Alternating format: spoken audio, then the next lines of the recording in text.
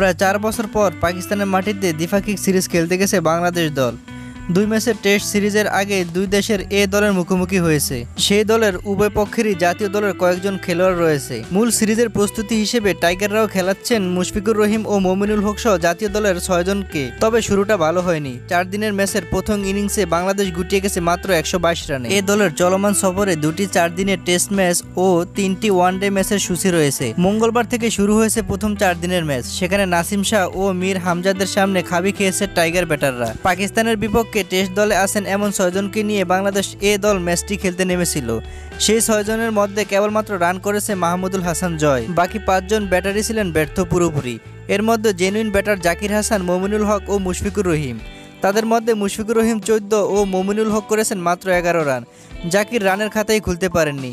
প্রথম ইনিংসে বাংলাদেশের এ দলের পারফরমেন্স বোঝা যায়, কেবল 4 জন ব্যাটার 2 অঙ্কের ঘরে পৌঁছতে পারছেন। দলের হয়ে সর্বোচ্চ 65 রান করেন মাহমুদুল হাসান জয়, যার উপর ভর করে প্রথম ইনিংসে 122 রান সংগ্রহ পায় বাংলাদেশ এ দল। বিপরীতে পাকিস্তান শাহিন শাহের 2 পেসার নাসিম শাহ ও মীর হামজার 3টি করে উইকেট শিকার করেন। তাদের বোলিংয়ের তোপে সামলাতে পারেননি এনামুল হক বিজয়ের নেতৃত্বাধীন বাংলাদেশ।